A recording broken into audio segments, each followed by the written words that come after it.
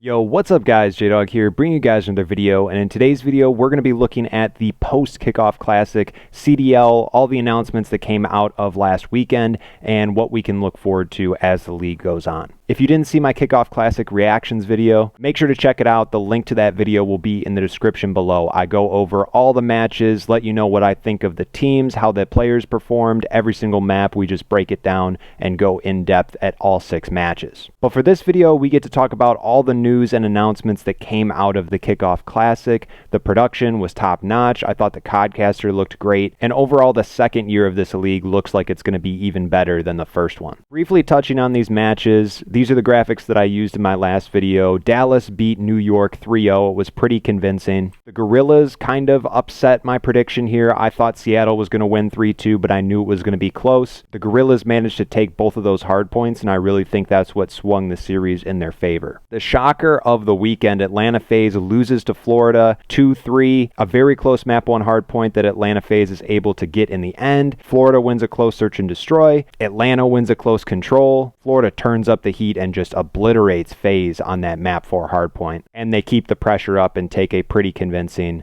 search and destroy 6-3. For Sunday's matches, this was another one that I picked wrong. I thought London would be a little bit better in the respawn, specifically the hard points. I thought they would take the series 3-1. Paris just looked a lot stronger on both of those hard points, and they were able to steal one of the search and destroys, and the one that mattered, the last one, so they take the series 3-2. The Battle of the North, Toronto versus Minnesota. Toronto won that first hardpoint. I thought they would, but it was very close. I thought that Minnesota was going to win the next 3 maps and take the series 3-1. They dropped that map 4 hardpoint in a pretty bad fashion. In fact, the Control and the hardpoint were very weird maps. Control Minnesota outslayed by over 20 kills. And then that next hardpoint, Toronto actually outslayed Minnesota by over 20 kills. But then it heads to Garrison S&D, map 5, round 11. Minnesota ends up getting it done. They take the series 3-2. And then this final match was surprising to me too. I thought Optic may struggle here, potentially even lose the series if it were to go to game 5. But in my predictions video, I said I think that they drop that second map S&D and they win the 3 respawns, taking the series 3-1. Huge performances from Envoy, Dashy, and Formal. LA Thieves could not keep up with them in that hard point. They were able to win a close search and destroy, and then they finished the series in a 3-0 control to take the series without dropping a map. Now, the next thing I want to talk about is this group selection show and just this process of selecting groups before each major. Some of the details that came out and even the stuff that we talked about in my previous videos, it was a little confusing and it was hard to understand exactly how it was going to go. Now we actually got to see the process live and understand how it works. On the broadcast, they actually filmed this and put it as a segment in between matches 2 and 3 on Sunday. As you can see, a member of every organization was there to represent their team, and it was basically just a virtual draft process. So after all the picks were made, these are what the groups ended up being. Dallas had the first pick and they put Optic in Group B. FaZe had the second pick and they put the Thieves in Group A. Chicago then had the third pick and they put Minnesota in Group A. And you can kind of see how it goes. Kind of an interesting format, but with no real standings yet and group play being kind of a new thing this year in the CDL, I understand this and I think it worked out pretty well. At first glance, just looking at these groups, I would say, Group A, obviously, Dallas looks like the top team in that group, with Thieves kind of on their heels just a little bit. But having the Royal Ravens, the Subliners, and the Surge in that group, after seeing what happened this weekend, Group A kind of looks a little bit weaker than Group B. I think you're going to have Optic Chicago at number 1 right now after their performance this weekend. FaZe right up there with them.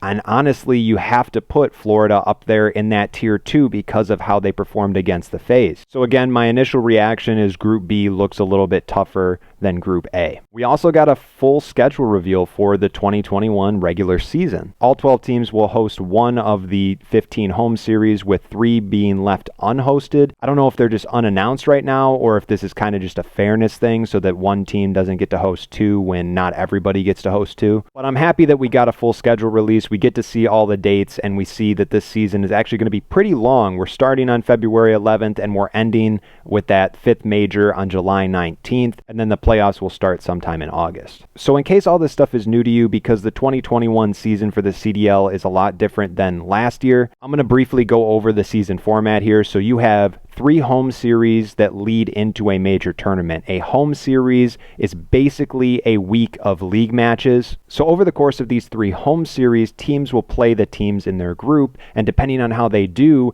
that will affect their seed going into the major tournament. There's going to be 5 major tournaments this year, so a total of 15 home series, 3 going into each major, with 5 major tournaments before the playoffs. And we actually kind of got some interesting news about how the major tournaments will be seeded. If you look at this graphic here, you can see that your seed in the tournament not only affects on what place you came in your group, but also what group you were in to start with. So how you do in your group play matches at every one of these home series is going to be that much more important. So here's a look at the Atlanta FaZe home series schedule. Some matches that jump out to me right off the bat. Obviously, you have FaZe versus Optic at the bottom there. That's going to be a big, highly anticipated matchup. And then as well, I'm curious to see how the LA Thieves play against the New York Subliners. These are both teams that kind of got shocked a little bit. I mean, the competition at the Kickoff Classic was actually the best we've seen so far in terms of map count. I mean, every series went to a Game 5 except the first and the last, where these 2 teams got 3-0'd. So here's a look at the Week 2, the second home series schedule. Currently, it's unhosted by a team, and I think it's going to remain that way. This week, what really stands out to me, I think I just really want to see how the LA Gorillas play against really good competition. They're going to be going up against Optic and Florida. They looked a lot better at the Kickoff Classic than they did last season, but are they good enough to keep up with the top tier teams in the league? And looking at the third and final home series for Stage 1, we have a FaZe versus Florida rematch, as well as Optic playing against Florida. Both of those matches should be really good and really competitive. Now, another thing that I want to touch on is CDL points and prizing. I went over this in some of my previous videos, but the broadcast touched on it, and I think their graphics are pretty clear and concise. So as you can see, the CDL points structure, you get 10 points for every group play home series match win. And when you're talking about the 5 majors, the points that you get are actually based on how you place in the event. As you can see, first place gets 75 points, and if you show up to the event in losers bracket and you lose, you don't win a single match, you walk away with 0 points. And looking at the prizing for the majors, first place $200,000, second place $120,000, but something to point out is that the rules here are a little bit stricter for when you qualify for actually making any money at these majors. You have to place at least top 8 out of the 12 teams in order to make any money. So at all 5 of these major tournaments, there are going to be 4 teams that walk away with no prize money. And this style continues for the CDL playoffs. The league champion, $1.2 million, second place, $650,000, third place, $300,000, all the way down to 7th and 8th, $25,000 per team. But a new thing for the playoffs this year is that only the top 8 teams qualify. So every team that makes the CDL playoffs will walk away with some money, but some teams actually won't be able to play a match at all. The bottom 4 teams in the league at the regular season won't even qualify for the playoffs this year. And another thing that they talked about was in-game drops for watching these CDL matches throughout the season. This was introduced last year to incentivize people to watch the tournaments in the home series, but the problem with it was that you either had to watch it through the Call of Duty app or on the Call of Duty League website in order for the drops to count. But they announced that as of Wednesday the 27th, you will be able to link your YouTube account to your Activision account, and therefore no matter where you're watching it on YouTube, if you're logged into your account, you should be able to earn in-game drops. And the last thing I wanted to do here was just take some time to go over the Kickoff Classic and just some interesting things that I saw, and just kind of go over my thoughts about the entire event. Really, the Kickoff Classic was just a test run for not just the viewers, but the production, the players, all that stuff. And for the most part, I think it did go pretty well. This graphic here I made to show you what hard points were selected and played. The gray numbers at the bottom meant that those were the times that it was selected, but it wasn't played. Obviously, we had 2 3-0s, so some maps that were selected weren't played. And so you can see Garrison Hardpoint was played 5 times, Checkmate was played twice, but it was voted to be played 3 times. Obviously, Garrison looks like it's the most popular hard point to play for these pro teams. I'm surprised Raid wasn't played more. It was only picked twice and only played once, but it seemed kind of obvious to me that teams were more hesitant to play Crossroads and Moscow. As far as the Search and Destroys go, Garrison again picked 4 times, played 3 times. Checkmate was actually played the most 4 out of the 4 times that it was picked. And again, teams seemed to be more hesitant with the other maps, Raid, Miami, and Moscow. Control was a little bit more evenly split.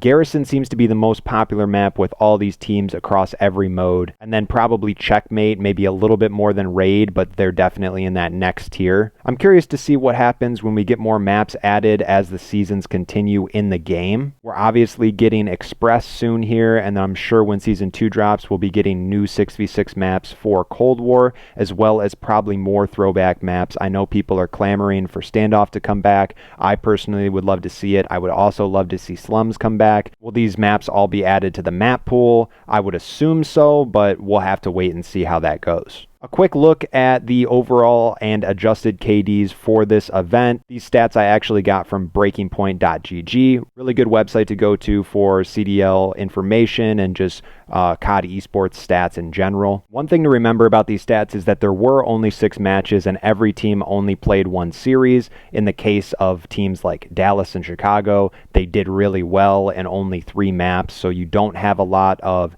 variance to kind of average these numbers out. So some of these numbers may be higher than normal. Players that stand out to me from the KD perspective, Major Maniac, Aqua, Illy, Fire, they all went big for their squads this weekend. And then I have to give it to the Chicago Optic. All 4 players in the top 10 for overall KD, and 3 of their players were in the top 10 for adjusted KD. These stats coming again from Breaking Point are a little bit more mode specific. Again, with the Optic squad, Envoy and Dashi had really big numbers across all modes. Skies went really big in S&D this weekend. Assault's hardpoint numbers were really good. He was number 1 in hill time and top 10 in hardpoint KD. And I know it was just 1 map, but accuracy's almost 3.0 KD in Control is just ridiculous. But yeah, guys, that's it for the video. I hope you enjoyed. Stay tuned. There's a lot more stuff coming your way, not just from me, but also the CDL. Remember that opening weekend is February 11th. I'll throw the matches on your screen here so you can see. It starts on that Thursday and goes all the way through Sunday. If you did enjoy the video, please leave it a like and subscribe for more videos like this. I got some really cool stuff planned, some more videos coming shortly. Please do follow me on social media. My Twitter and Twitch are on the screen. And if you're interested in joining the Wolfpack Discord, the link is down in the description below. I hope you all have a fantastic day, and I will see you in the next one.